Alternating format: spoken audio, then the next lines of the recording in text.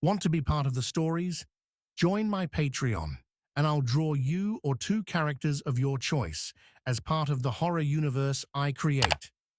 With exclusive rewards like shoutouts and custom art, you'll directly support the channel while becoming a unique part of the content. Check out the tiers and join the community today.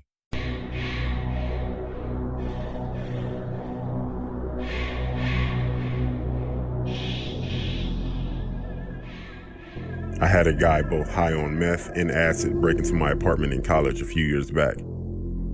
Somehow he was convinced that he lost his glasses inside. I'm doing dishes one day when my door just slammed open. Next thing I know, he's behind me and I'm being choked to death in my kitchen.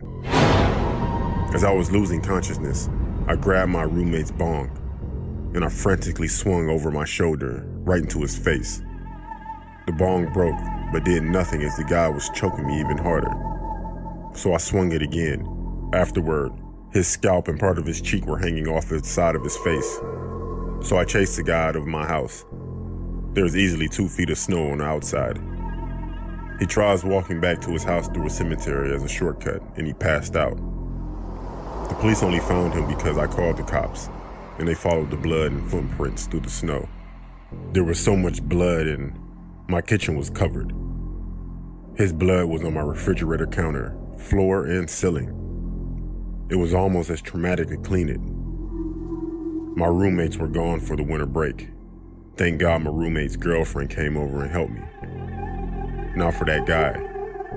The cops couldn't charge him for 2 days because he needed a blood transfusion. He was charged with assault, breaking and entering, and attempted murder. Not sure what he got convicted of, but he went to jail for 4 years.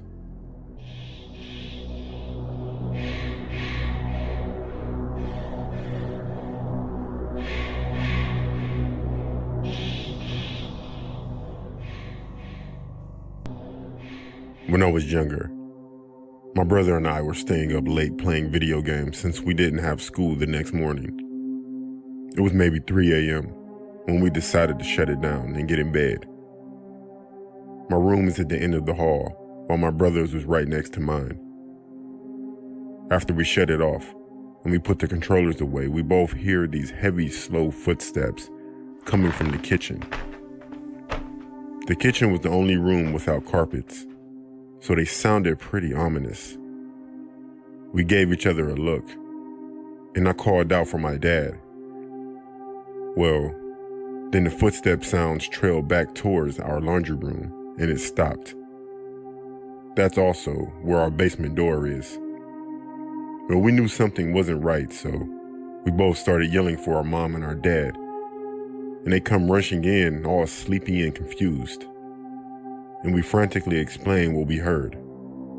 My dad goes and checks it out and tells us that all the doors were still locked and closed, and there wasn't anything showing that anyone was in the house. Maybe a good explanation for this is that someone just broke in and scurried away when we called out. But I always wondered, what if it was a ghost instead?